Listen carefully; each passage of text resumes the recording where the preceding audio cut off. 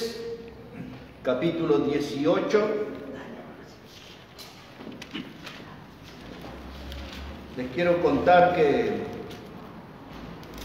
en 40 años, una sola vez oí un predicador hablar de esto que voy a hablar ahora.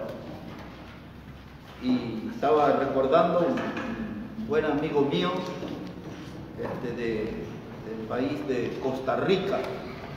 Y hace 7 años atrás hicimos un retiro para líderes y pastores y misioneros, y juntamos unas 50 personas, 54, algo así, en un lugar que se llama Serranías de Zapla. Y ese es un lugar todo de selva y de minas. Eran todos minas como es, abandonadas. Había hoteles abandonados ahí en plena selva. Y de ahí, de ese lugar, sacaban el acero y lo llevaban a Europa, a la época que Argentina exportaba acero. Y entonces todo eso se cerró, había colegios ahí. De hecho, un colegio fue el lugar que rescatamos, y ahí nos alojamos, lo limpiamos, lo preparamos, y en ese territorio todo abandonado hicimos una conferencia 3 días para todos los líderes. Y mi amigo de Costa Rica habló sobre este pasaje. Yo nunca escuché a otro predicador en 40 años hablar de esto. Así que esta semana me estaba acordando de ese evento, así que me puse a estudiar el tema y los quiero compartir con ustedes porque quería sacar una lección para nosotros. Así que tiene que poner atención porque quizás en el resto de su vida cristiana nunca más va a oír hablar sobre este pasaje. Vea lo que dice allí, hermanos. Jueces 18, versículo 1. Dice: en aquellos días no había rey en Israel, y en aquellos días la tribu de Dan buscaba posesión para sí donde habitar, porque hasta entonces no había tenido posesión entre las tribus de Israel.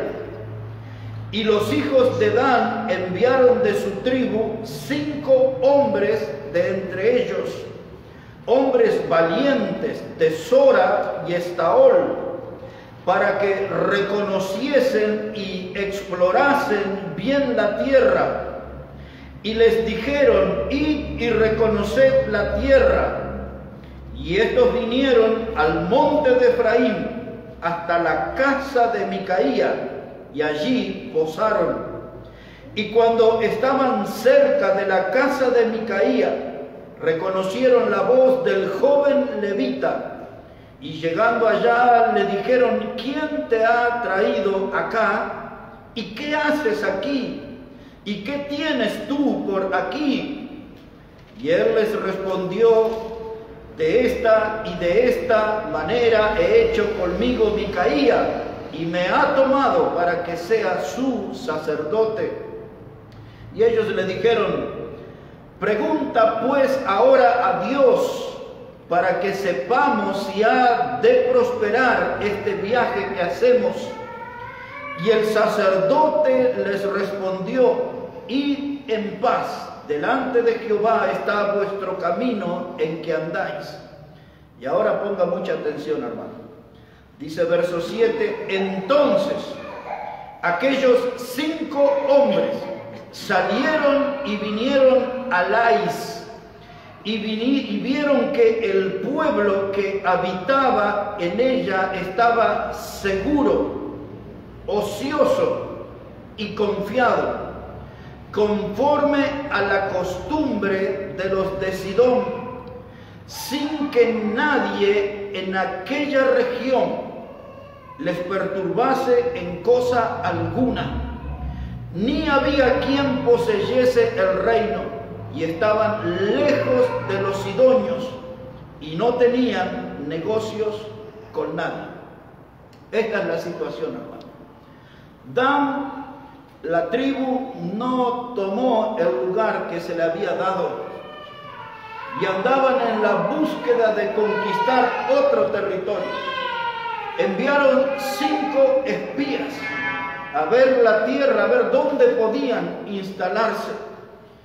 Y llegaron hasta un lugar y escucharon una voz conocida, era la de un predicador, la de un levita. Y cuando lo vieron y le reconocieron, le preguntaban qué hacía ahí, cuál era su negocio, cómo llegó hasta ahí. Y él dijo: Micaía me trajo para que sea su sacerdote. O sea que él era el sacerdote de un solo, era el predicador de un solo hombre. ¿No? Y dice: bueno, dinos entonces cómo nos irá a nosotros, estará Dios con nosotros. Y este hombre le dice: vayan. Y le dice: porque el pueblo donde ustedes van a estar se llama Lais. Y la gente allí tiene 3 características. Dice la palabra de Dios que era un pueblo, en el versículo 7 que hemos leído, dice que era un pueblo seguro, ocioso y confiado. Y esas 3 palabras son las que van a ocupar nuestro mensaje hoy. Porque yo quiero hablar con ustedes sobre el alto riesgo de vivir confiado. El alto riesgo de vivir confiado. Ahora a estos hombres les quiero, este pueblo que era confiado, ocioso, seguro, quiero que vean cómo terminó y nosotros nos vamos a meter en el mensaje. En el versículo 27 y 28, mira cómo termina ese pueblo de Lais. Los seguros, los ociosos y los confiados, así terminaron. Verso 27, y ellos llevando las cosas que había hecho Micaía juntamente con el sacerdote que tenía, llegaron a Lais, al pueblo tranquilo y confiado, y los hirieron a filo de espada y quemaron la ciudad.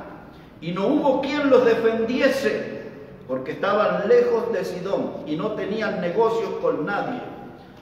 Ahora, mire hermano, ese pueblo seguro, ocioso, tranquilo, murieron todos a espada y fue consumido por el fuego del invasor. La lección para nosotros es que en la vida de iglesia tenemos mucha gente con la misma conducta que los de ahí, que los habitantes de ese pueblo. En la vida de nuestra iglesia tenemos gente que dice: yo aquí estoy tranquilo, nunca va a pasar nada, no tengo que hacer grandes cosas para Dios, no tengo que estar tan metido en la obra, transpirar en la obra de Dios, aquí estamos bien en la iglesia bautista Maranata.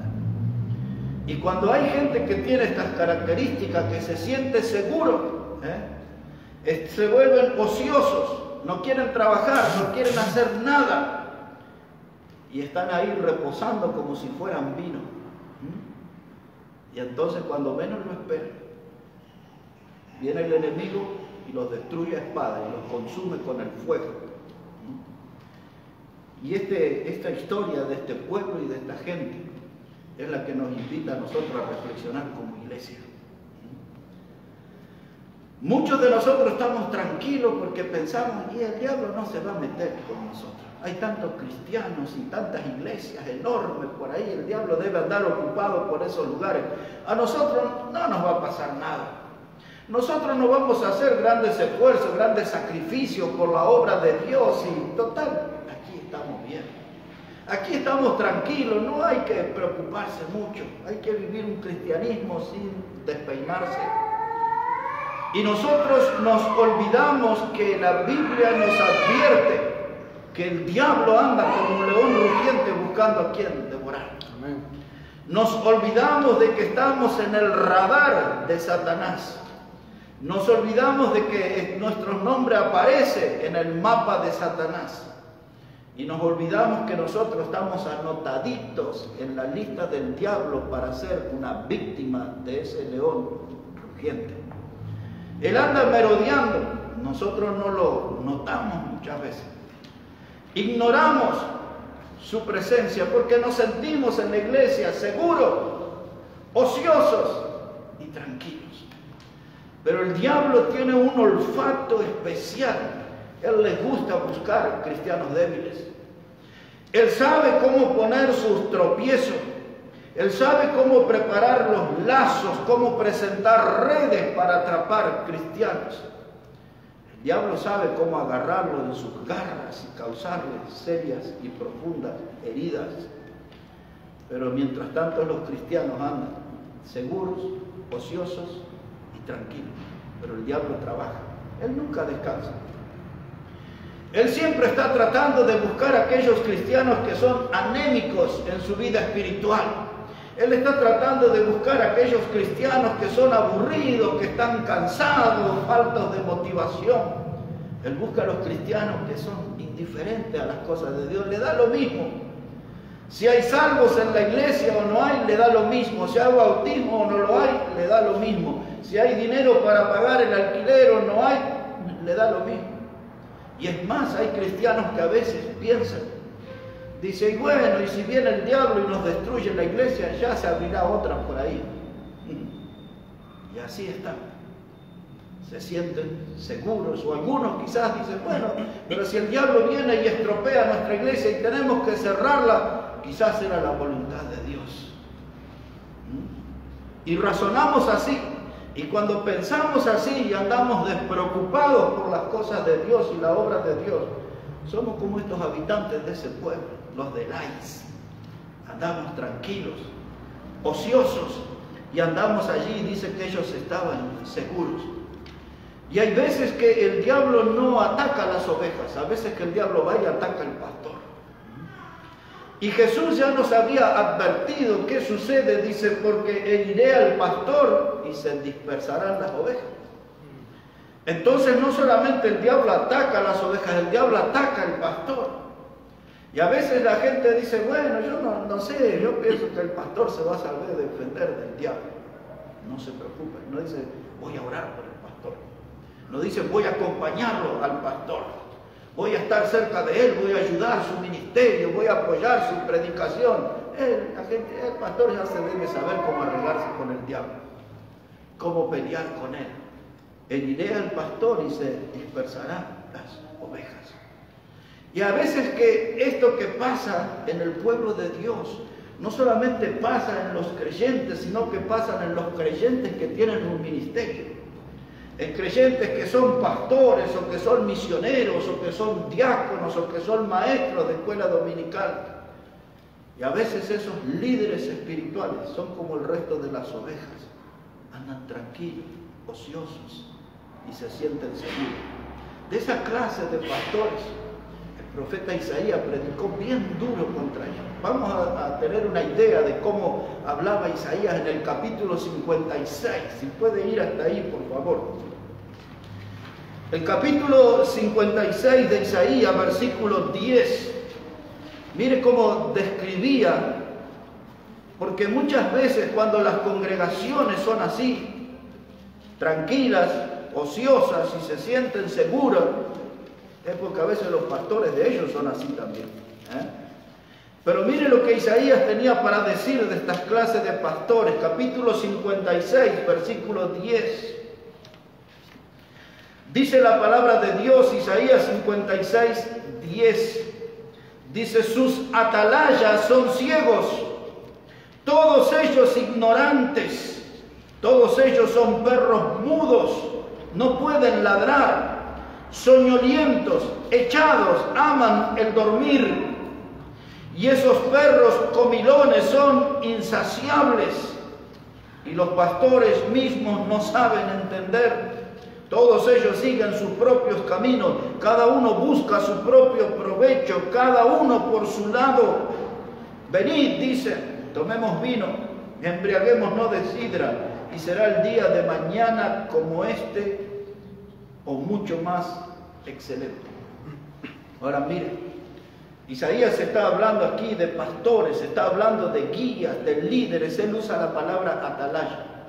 Atalaya, vigía, era el que velaba por la salud del pueblo. El atalaya era el que estaba en un punto alto para tratar de detectar si había presencia del enemigo o una posible invasión del enemigo. Esa palabra en el sentido espiritual se utiliza para el pastor. El pastor tiene que ser un vigilante de su rebaño, un cuidadoso de su rebaño. Pero el problema que denuncia Isaías dice que esos atalayas son ciego. Es decir que como un pastor que está seguro, ocioso y confiado, no se da cuenta que el diablo anda merodeando, no se da cuenta que el diablo anda satisfecho porque el mes pasado le robó una oveja, él no lo notó. Y después vino y le robó otra y le está robando el rebaño, pero el pastor es ciego, no puede detectar que la gente falta. Que el diablo está haciendo un trabajo.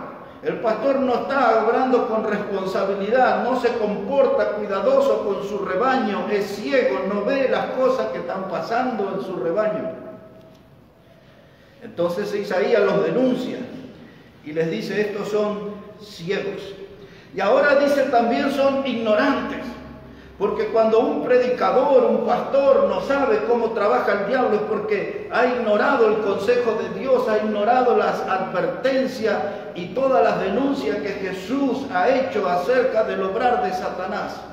Jesús fue contundente, dijo, el diablo vino a hurtar, matar y destruir, y todo pastor debe saber eso.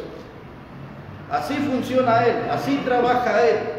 Todos deben saber que la Biblia enseña que el diablo se viste como ángel de luz, que el diablo maneja a obreros fraudulentos, maneja a falsos apóstoles, el diablo maneja los demonios, usa toda clase de ataque contra la iglesia, y si el pastor es ciego, no puede ver cómo el diablo trabaja, el pastor se va a quedar sin rebaño. Y dice Isaías, son ignorantes, no saben todos los consejos que hay en la Biblia cuánto lograr de Satanás. Pero Isaías sigue dando las características de esas clases de pastores y dice, todos ellos son perros mudos.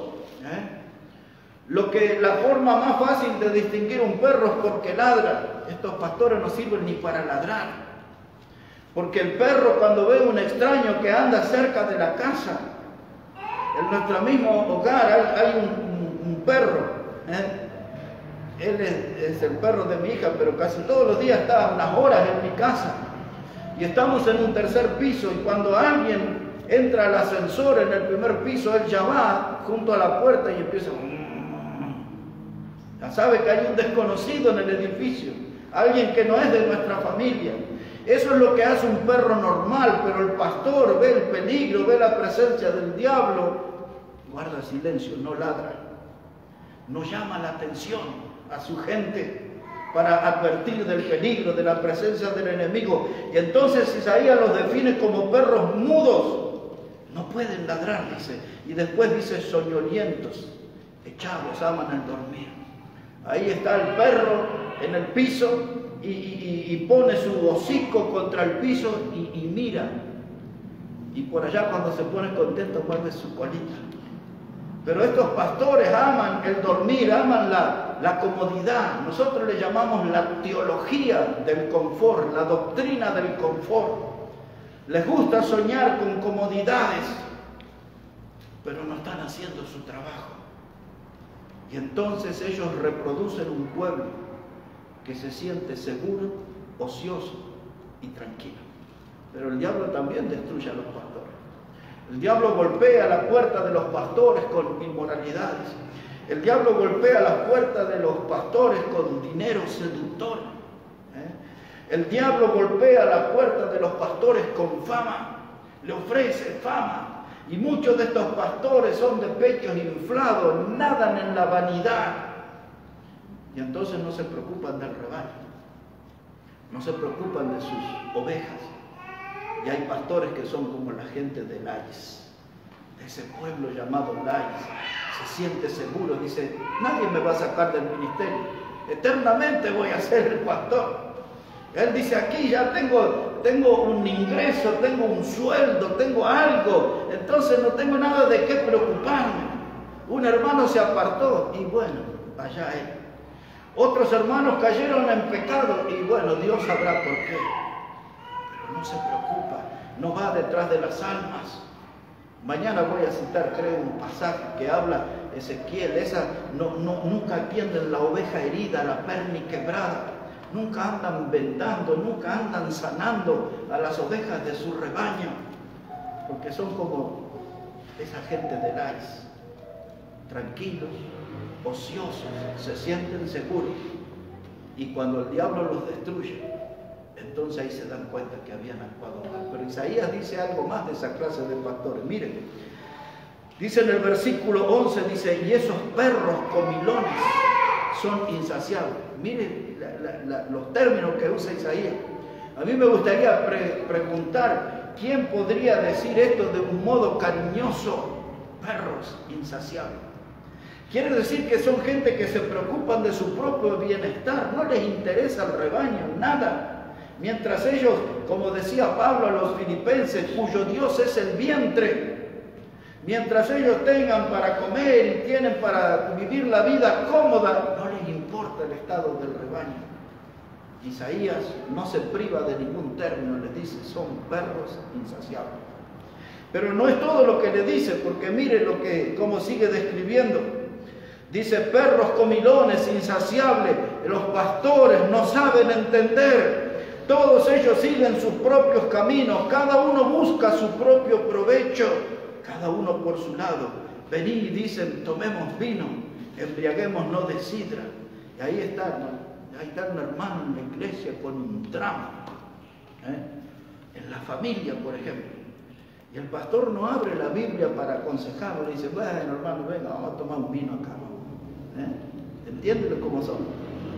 El pastor no abre la Biblia ni le dice, venga, vamos a orar, que Dios nos guíe a encontrar la solución a este problema que es un drama. No, el pastor le dice, venga, vamos a tomar una sidra y después vemos cómo se acomodan las sandías en el camión. Esta clase de pastores reproduce o produce gente como las que vivían en la ciudad de Lais. Gente que se sentía seguro, ocioso. Tenían una colonia de vagos y ahí estaban todos tranquilos, nada les preocupaba. Pero el diablo los estaba acechando y la destrucción se estaba acercando. Y lo que pasó en Lais puede pasar en nuestra iglesia. Por eso estamos trayendo este tema hoy, para hablar, porque donde hay gente con esta característica, el diablo puede obrar. Había una iglesia en Apocalipsis, ¿se acuerdan? Todo el capítulo 2 y 3 de Apocalipsis hay un mensaje a 7 iglesias.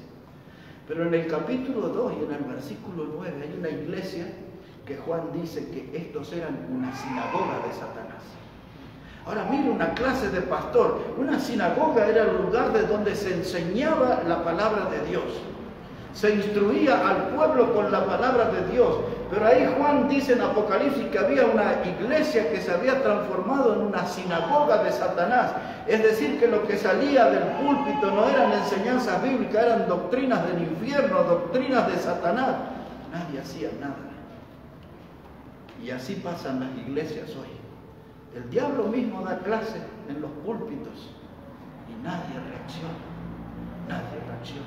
La gente se escuda autoengañándose, diciendo, bueno, Dios los juzgará por hablar así.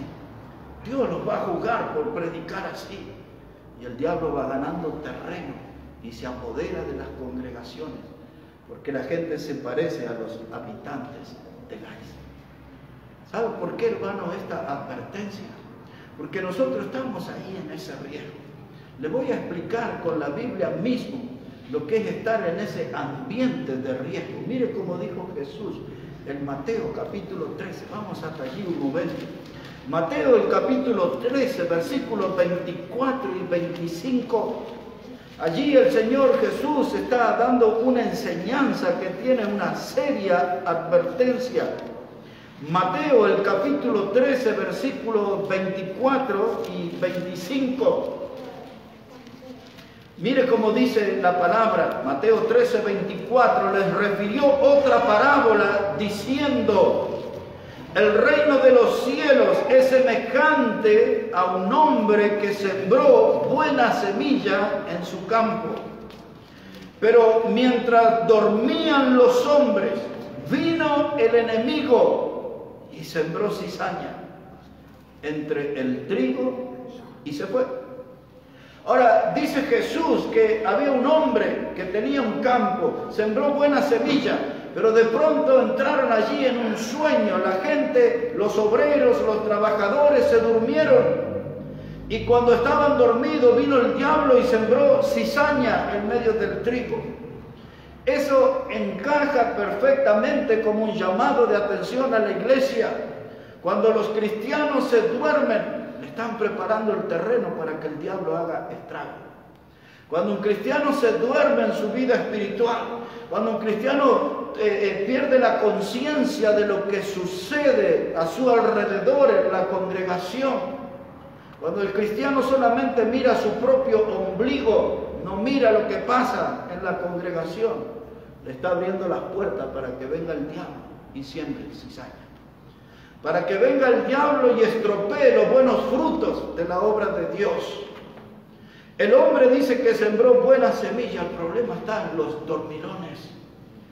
Y nuestra iglesia a veces, hermano, empieza a entrar en un largo bostezo, en un largo bostezo. Y cuando terminemos de dormirnos, va a venir el diablo, va a hacer estrago en la congregación. El sueño es Dios nos ha dado para reponer energía, para recuperar fuerzas.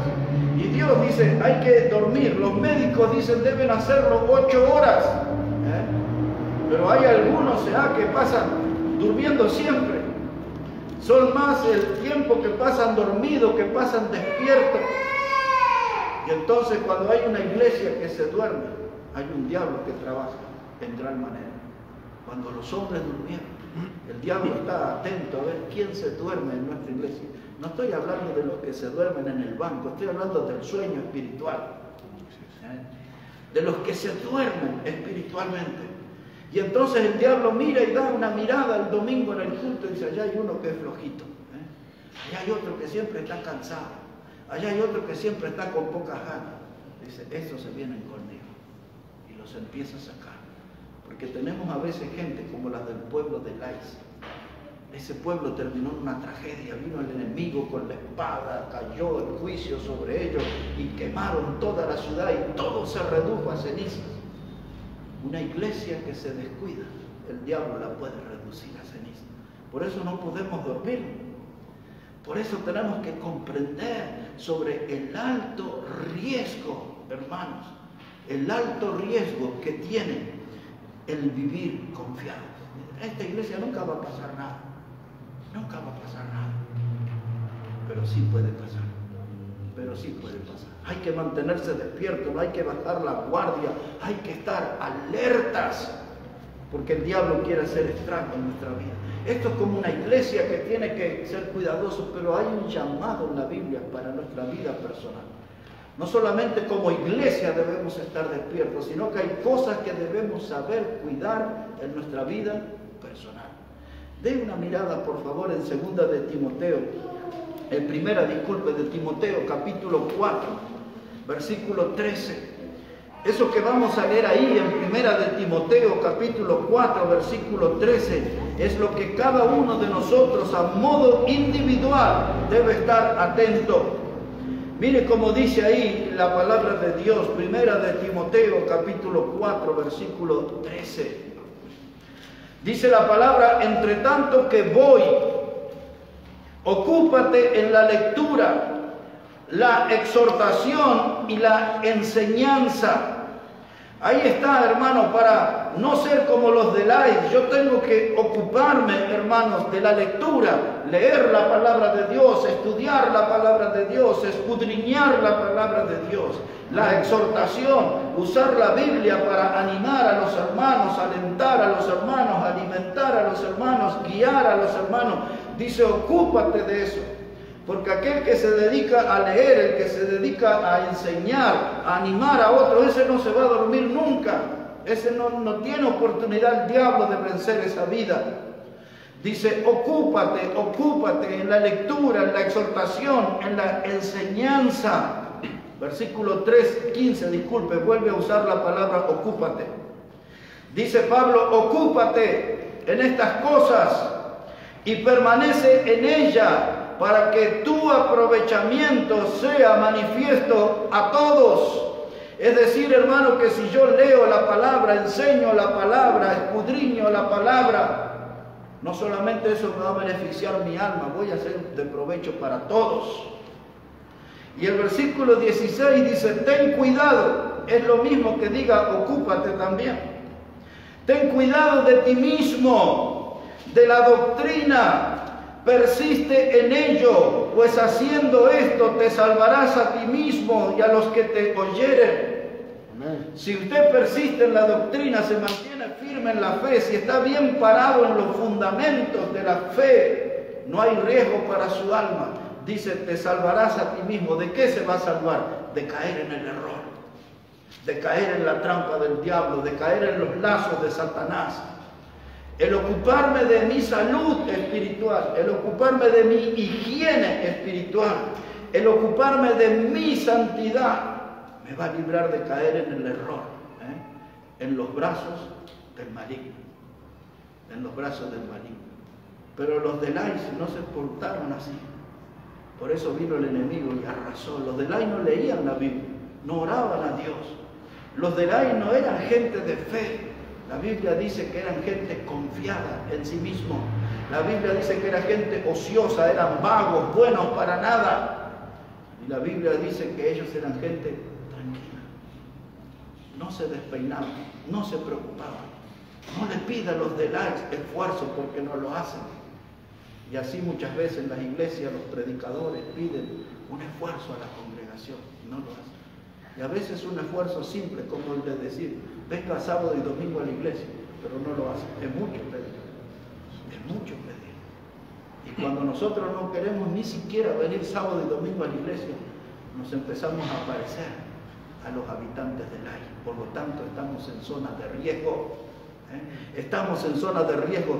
Pues ese es nuestro tema hoy, hermano. El alto riesgo de vivir confiado. El alto riesgo de vivir despreocupado. El alto riesgo de vivir como ocioso en la obra de Dios. Hay un riesgo alto. Para los de Lai fue, en fin, fue una catástrofe. Y para nosotros también lo puede ser. Porque el diablo puede entrar en nuestra iglesia, puede venir él en persona, puede enviar a sus demonios, puede enviar a los neopentecostales, puede enviar a los neocalvinistas, puede enviar a los liberales, puede enviar un par de mormones acá adentro. Vaya a saber quién puede enviar. Y se meten entre nosotros y se infiltran entre nosotros. Pablo dijo en Hechos 20, hablando de la iglesia de Éfeso, dice, porque del medio vuestro saldrán lobos rapaces que no perdonarán al rebaño. Y el diablo va a venir y va a trabajar en el oído y en el corazón de algunas personas. Y esas personas se van a transformar en lobos que van a terminar estropeando este rebaño. Si nosotros seguimos con esa actitud, tranquilos, ociosos, seguros, el diablo va a hacer su obra. Por eso estamos hablando acerca de este tema hoy. Dice la palabra de Dios en 1 Corintios 10, 23, dice, todo me es lícito, pero no todo me conviene. Porque alguien dice, pero predicador, dígame una cosa, si yo quiero y no paso a hacer la lectura bíblica al frente, ¿estoy en pecado? No, todo te es lícito, pero no todo te conviene. Dice, predicador, si yo en la vida de esta iglesia nunca paso al frente a cantar un especial, ¿estoy en pecado? No, todo te es lícito, pero no todo te conviene, dice la Biblia. Si yo nunca voy a predicar en la vida de esta iglesia, ¿estoy en pecado? No, todo te es lícito, pero no todo te conviene. Entonces hay que saber, hermano, entender bien la Biblia, porque hay muchos que dicen, ¿por qué me quieren obligar a predicar? ¿Por qué me quieren obligar a cantar? ¿Por qué me quieren obligar a servir a Dios? Cuando la gente se pregunta así, es porque son como los ciudadanos de Lai. Están ahí seguros, ociosos y tranquilos. Ese es el estilo de vida que les gusta. Y no se dan cuenta que su vida, su alma está en zonas de riesgo, están en peligro de que el diablo venga y los estropee para el resto del camino. Ahora, hermanos, todo me es lícito, pero no todo me conviene. Si nosotros somos como la gente de Lai, nosotros nunca vamos a tener 3.000 bautismos en un día, como la iglesia de Jerusalén. Hechos capítulo 2. Nosotros nunca vamos a vivir lo que vivió esa iglesia, que dice que el Señor añadía cada día los que iban a ser salvos. Es decir, que ellos veían salvación de alma todos los días. Pero si somos como los de Lai, no vamos a ver nunca o casi nunca vamos a ver un salvo entre nosotros.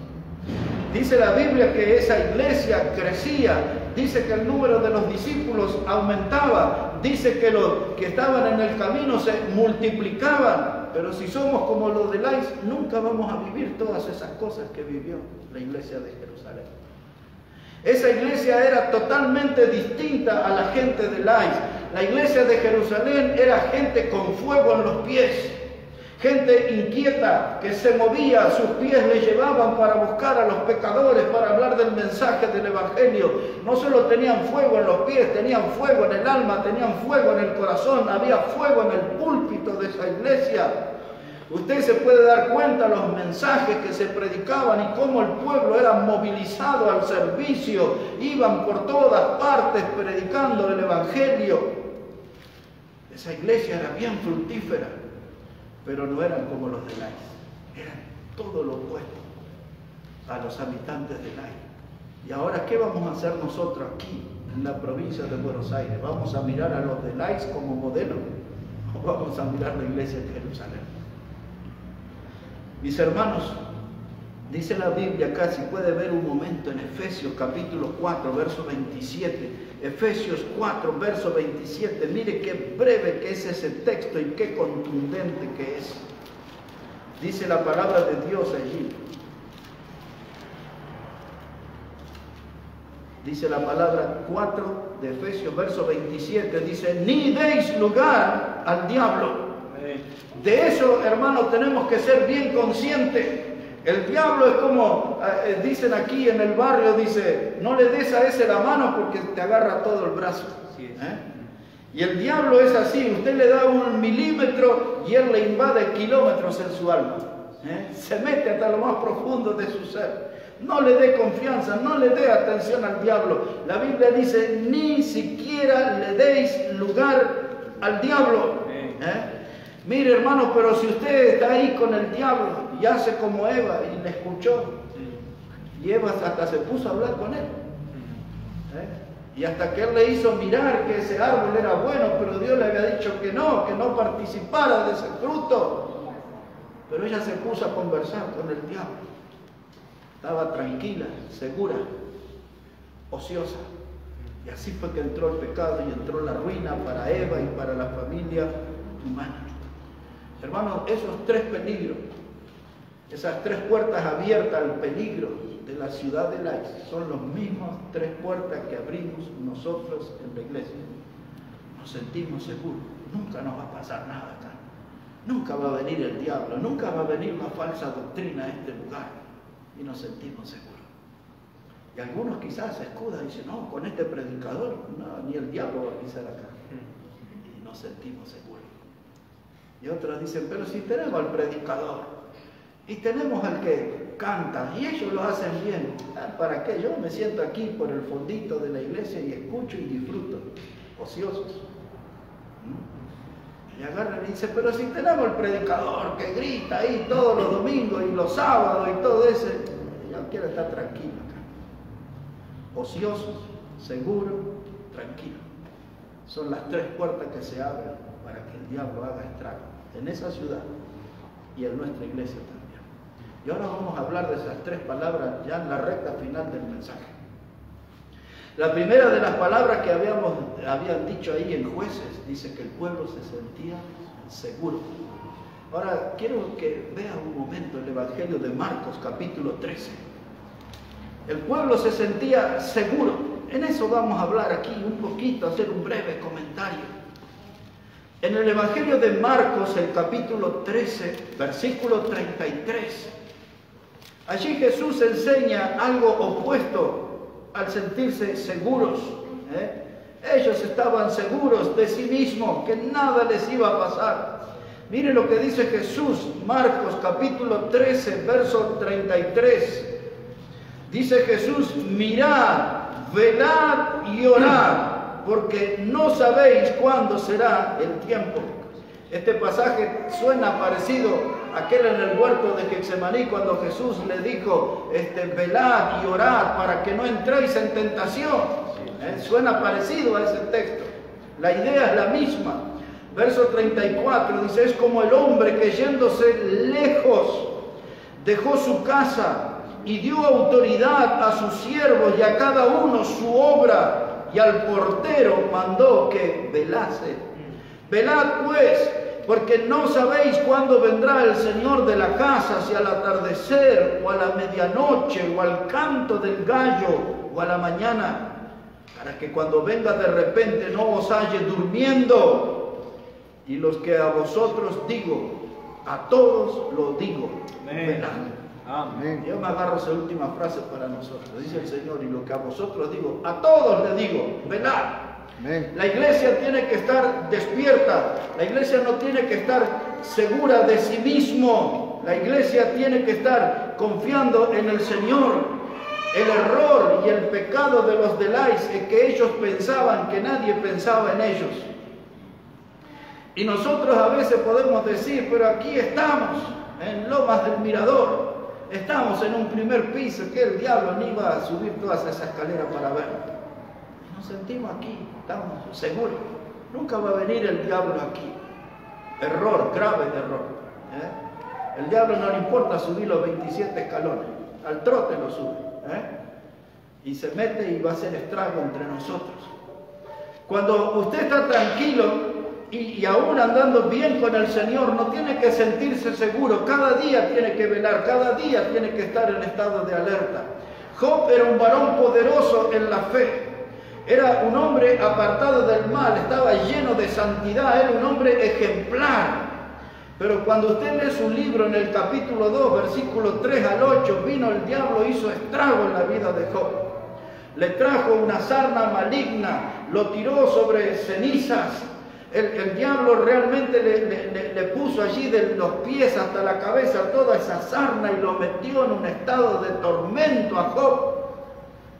Y si le pasó eso al mejor creyente, el diablo también nos puede tratar así. Job nunca estaba esperando eso. Job sabía que el diablo podía hacer eso, pero nunca él esperaba. Y eso es lo que el diablo hace como león rugiente. Él es oportunista, espera la ocasión, espera el momento, espera nuestro instante de debilidad, espera nuestro paso en falso para abalanzarse sobre nosotros. El diablo o el león en los rebaños busca a los terneritos, a las ovejitas, a los animales, a las crías. O busca las más viejas que ya perdieron su velocidad y sobre ellas se alimenta. Y cuando el diablo nos ve cansado, desmotivado, apático, perezoso, con todas esas características, dice, este va a ser mi festín este domingo. Y me lo traigo para el mundo, y me lo traigo para las tinieblas, lo separo del rebaño, lo alejo de la fe y lo someto a un grave tormento. Así obra el diablo, así trabaja el diablo. Por eso yo no puedo estar seguro, no puedo estar seguro. Lo que yo sí le puedo decir, hermano, que una vida santa mantiene al diablo a distancia. Por eso cuando Santiago escribió en su carta, capítulo 4 y versículo 7, él dijo, resistid al diablo y él huirá de vosotros. Lo más normal hoy en las iglesias es que el diablo anda persiguiendo a los cristianos. Pero donde hay hombres y mujeres que están bien plantados en la fe, que están firmes en el fundamento, el diablo anda huyendo de esa gente. Dice la Biblia, resistid al diablo y él huirá. El diablo es el enemigo cobarde. Cuando él ve cristianos que están firmes en la fe, él huye, no tiene alternativa de vencer. Pero cuando ve un rebaño debilitado, cuando ve iglesias que se parecen al pueblo de Lais, que son tranquilos, seguros, ociosos, el diablo entra y se hace un picnic en esas iglesias. El diablo estaba festejando hace mucho tiempo en las congregaciones, porque hoy el cristianismo se está inclinando a esas características de sentirse seguros de sí mismo, autosuficiente. A mí no me va a pasar nada. Ociosos, no tengo por qué trabajar. Y andan ahí tranquilos, viven la vida en cámara lenta, no son gente de acción. Y ahí es donde el diablo trabaja. En segundo lugar, ese pueblo de Lais se sentían seguros. En segundo lugar, estaban ellos ociosos. Esa palabra ocioso aquí en nuestra cultura la traducimos literalmente como vago. Pero yo no voy a ser tan fuerte en usar el término vago. Yo le voy a decir que eran gente que estaban acostumbrados a continuas vacaciones. Continuas vacaciones. Nunca usted podía contar para un trabajo porque ellos andaban vacacionando. Y hermano, hay un dicho que dice que la pereza es la madre de todos los vicios. Y cuando alguien se vuelve perezoso, la obra de Dios le abre la puerta a los vicios, a los malos hábitos. Y estos se vuelven ociosos, gente vaga, hermano, es alguien negligente, un ocioso es alguien que siempre está derrotado. Siempre está allí humillado, su vida es un desastre, su hogar es un desastre. Y también aporta para que la iglesia se vuelva un desastre. Donde hay ocioso, se van a ver esas cosas así. Y por último dice ahí la palabra, hermano, confiados. Seguros, ociosos y confiados. Por ser confiado vino el enemigo con la espada y los mató. Y no conforme con eso el enemigo incendió la ciudad, los prendió fuego, redujo a ceniza todo ese pueblo de Lais. Y es eso lo que el diablo quiere. Quiere que se vuelva a ceniza nuestro servicio a Dios. Quiere que nuestra iglesia se vuelva a ceniza. Quiere que nuestro hogar se vuelva a ceniza. Ya conocemos sus intenciones. Por eso, hermano, yo no quiero estar confiando en mí. La historia de Bolivia nos da ahí un ejemplo. Hay un pueblo a 29 kilómetros de Cochabamba, se llama Tarata. Ese pueblo en la historia le dio 2 presidentes a Bolivia. Uno que fue más cerca de nuestro tiempo, que se llamaba Barrientos, los años 60. Y el otro ya en los 1800 se llamaba Mariano Melgarejo. Mariano Melgarejo, entre tantas cosas de ese hombre, un día él escuchó que uno de sus ayudantes principales, de los militares que le acompañaban, le traicionó. Y aquella mañana, cuando él escuchó esa noticia, él se quitó la camisa y llamó a 4 soldados y puso la camisa en la pared y le dijo: fusilen la camisa. Y tomaron, la llenaron de balas la camisa. Y él les dijo: yo no confío ni en mi propia camisa. Ese hombre y esas palabras son una invitación para nosotros. No confiemos ni en nuestra propia sombra. Los de Lais eran gente confiada. Ellos se sentían seguros, se sentían tranquilos.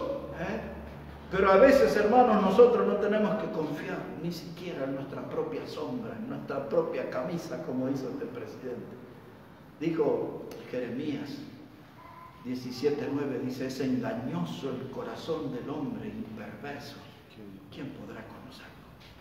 Y a veces a nosotros creemos que somos buenas personas. A veces nosotros ya hemos comprado, nos hemos etiquetado como que somos grandes seres humanos. Pero dice Jeremías: es engañoso el corazón del hombre. No le crea todos sus sentimientos, no crea todo a lo que le dicen sus emociones, porque el corazón del hombre no solo que es engañoso, sino que es perverso. Tiene a veces buenos comportamientos, pero a veces tiene comportamientos desastrosos. Es decir, que usted no tiene que estar tranquilo con su corazón. Los de Lais, sin embargo, sí estaban tranquilos. Y Pablo, cuando escribió todo ese capítulo 7 de Romanos, del verso 15 al 24, él empieza a hablar allí, dice que el mal estaba en él y que el mal que él no quería hacer, eso hacía, dice. Decía Pablo, dice: yo encuentro una ley en mis miembros que sirve a la ley del pecado, con mi mente le sirvo a la ley de Dios. Pero en mis miembros hay otra ley que les sirve a la ley del pecado. Y Pablo llega a esta conclusión, dice: miserable de mí, ¿quién me podrá librar de este cuerpo de muerte? En otras palabras, Pablo estaba hablando del hedor, del viejo hombre que vivía en él. Y todos nosotros tenemos un cadáver adentro, porque hemos nacido de nuevo, pero el viejo hombre todavía está dentro nuestro. Y ese viejo hombre cada tanto asoma su fea cabeza. Alguien que se enoja, que grita, que pelea, que hace algo malo, dice: oye, esto es del viejo hombre. Porque ese cadáver está dentro nuestro todavía. Un día yo les conté de un gran predicador español que él se bautizó. Él era un cura muy conocido, un sacerdote de la religión romana. y se convirtió a Cristo, y él llamó la atención porque aquel día en la ceremonia de bautismo se presentó con su sotana y todo. Y alguien le advirtió, dice, pues ¿cómo se va a bautizar así? Y él dijo, yo quiero dejar toda mi vieja vida bajo el agua. Pero ese mismo hombre con el tiempo escribió algo. Dice, yo pensé que cuando me bauticé había sepultado al viejo hombre, pero me doy cuenta que ese desgraciado sabía nadar y cada tanto reaparece en mi vida. Así es. ¿Qué estoy diciendo, hermano? No hay que confiar en su propia sombra. No estamos confiando en nosotros. Así eran los de Lais y así terminaron mal. Por estar seguros, gente autosuficiente, nada me va a pasar, ocioso, no estoy obligado a trabajar, no estoy obligado a transpirar. Andaban tranquilos, se movían en cámara lenta, eran faltos de acción. Y así les alcanzó la ruina. Y así nos va a pasar a nuestra vida. Y así le va a pasar a nuestra iglesia, si queremos ser imitadores de lo de Lais. Pablo el apóstol decía algo ya para terminar. Él decía, sed imitadores de mí como yo de Cristo. Y este era el consejo de Pablo, y en ese versículo ponemos el punto final a nuestro mensaje. Segunda de Corintios 5, versículo 14. Segunda de Corintios, el capítulo 5 y versículo 14.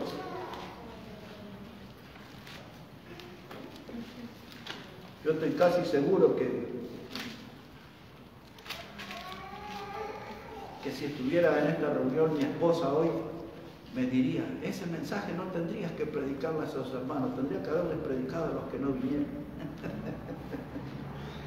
Pero cuando uno predica el mensaje, Dios sabe por qué lo hacemos. Pero mire cómo dice aquí, 2 Corintios 5, verso 14, y ahí terminamos. Dice Pablo, porque el amor de Cristo nos constriñe, pensando esto, que si uno murió por todos, luego todos murieron. Y por todos murió para que los que viven ya no vivan para sí, sino para aquel que murió y resucitó por ellos. Allá en Bolivia se diría, hermano, no tiene cómo perderse. No tiene cómo perderse. Dice el texto en el final, dice que si uno murió, es decir, Cristo, Él murió por todos nosotros, hermano, para que los que viven, es decir, nosotros, ya no vivamos para nosotros, sino que vivamos para aquel que murió y resucitó por nosotros. Amén. Entonces no tengo que estar seguro de mí mismo, no tengo que estar ocioso, no tengo que estar tranquilo. La Biblia me enseña que tengo que vivir para aquel que murió por mí. Amén. Tengo que vivir para Él, tengo que caminar con Él. No hay tiempo para descansar, no hay tiempo para la vagancia, no hay tiempo para la pereza. Hay que seguirle el paso al Salvador, hay que seguir sus pisadas, hay que hacer el ministerio como Él lo hizo. Los que trabajaban con Él no eran gente segura de sí mismo, era gente que confiaba en Dios. Los que trabajaban con Él no eran ociosos, no eran vagos, eran obreros, hermanos, que no tenían tiempo ni para comer, dice la Biblia. Los que seguían a Cristo era gente que no andaban reposando, no andaban tranquilos, eran hombres y mujeres de acción. Así que este es nuestro desafío, no ser como los de Lais. Tenemos que vivir por aquel que murió por todos nosotros. Tenemos que vivir por Él, tenemos que vivir para Él, tenemos que caminar junto con Él en esta vida. Porque si no caminamos con Cristo, vamos, hermanos, a correr el alto riesgo de vivir tranquilos. Y la vida cristiana no se trata de estar tranquilo, la vida cristiana se trata de acción. La vida cristiana se trata de pasión. La vida cristiana se trata de servicio. La vida cristiana se trata de vivirla como obrero que no tiene de qué avergonzarse. Amén. Así que ahí está el ejemplo. Yo quiero vivir lejos de Lais. Espero que ustedes también. Amén. Bueno, que Dios bendiga su palabra, hermanos, en este día. Amén. Amén.